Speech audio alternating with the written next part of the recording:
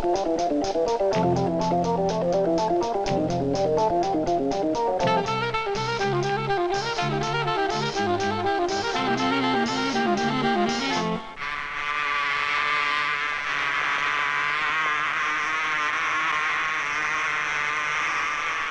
honeybee is probably the most important of our useful insects.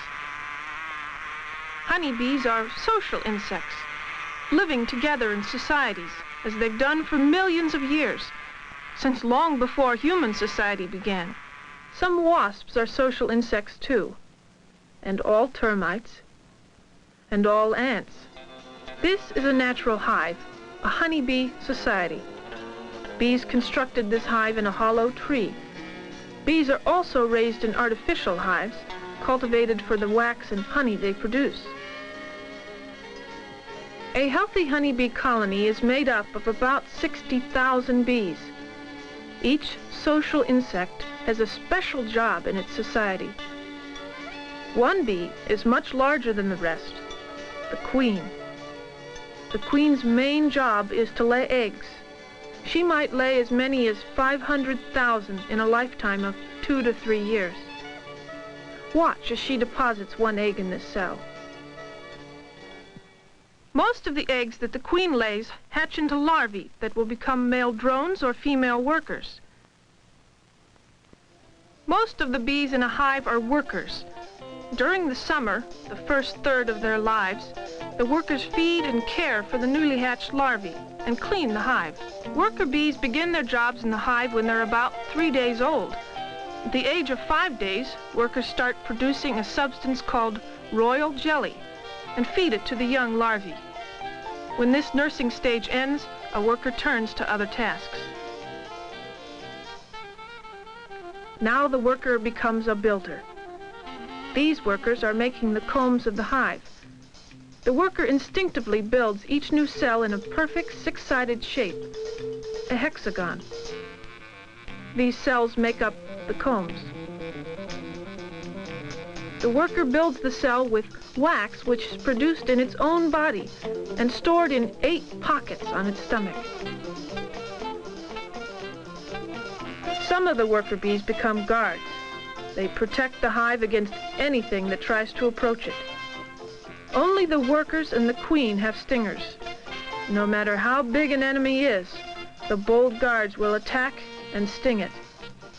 Another task of the workers is to fill cells with the nectar which will ripen into honey. They also fill some cells with pollen and add a little honey to make a food called bee bread for the larvae. The last 2/3 of workers' lives are spent working outside the hive as foragers, collecting nectar and pollen.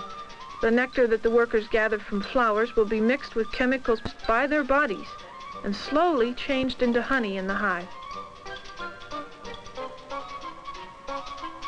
Bees draw out the nectar with their long tongues that can extend deep into a flower. The nectar is stored in the honey stomach of the bee. This search for nectar and pollen helps many flowers, fruit trees, and farm crops to reproduce.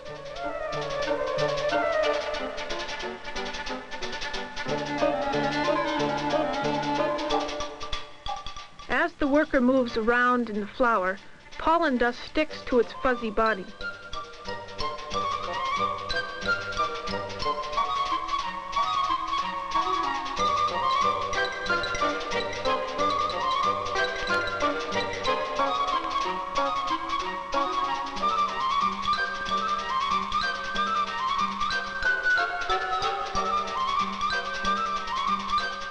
The bee moves from flower to flower on the same or other plants.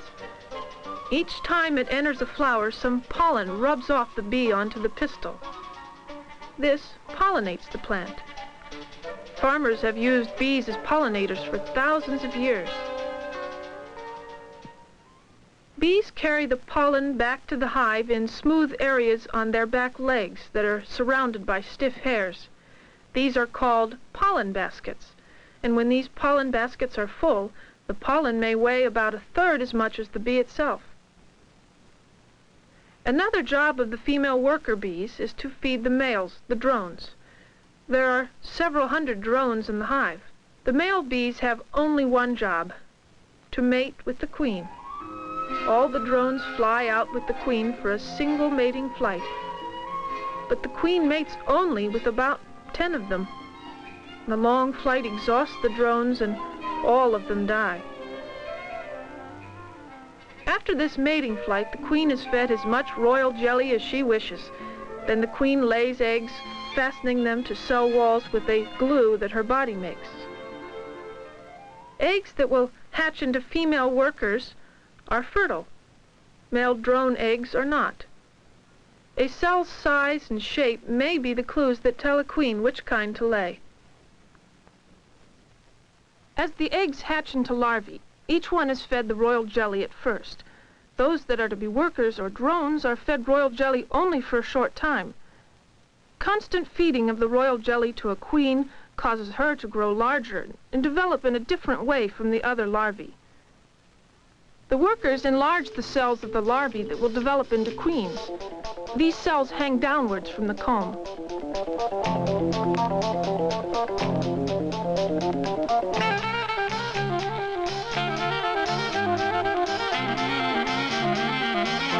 After feeding the larvae for a certain number of days, the workers seal their cells with wax. In a few days, the larva spins a thin cocoon about itself.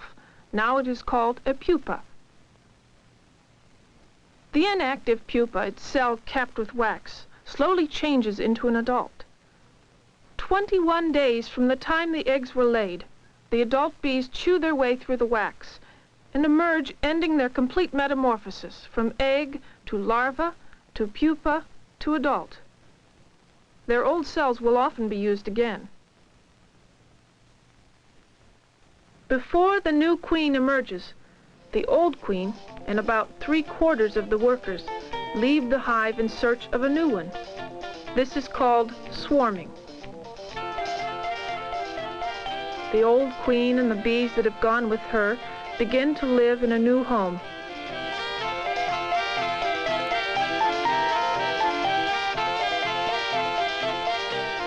The workers begin their search for food again.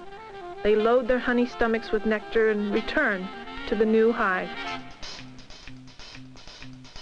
They dance in a variety of patterns to communicate certain information to other workers. The dance shows that there is more food where this food came from and how to find it.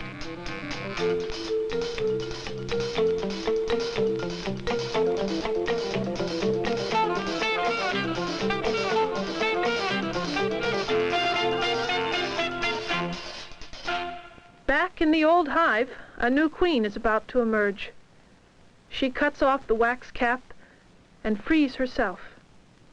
Immediately, the new queen searches for the other royal cells. Now she stings their occupants to death, for there can only be one queen in a hive. After mating, she returns to the hive, continuing the life cycle of the honeybee, one of the oldest social insects on Earth.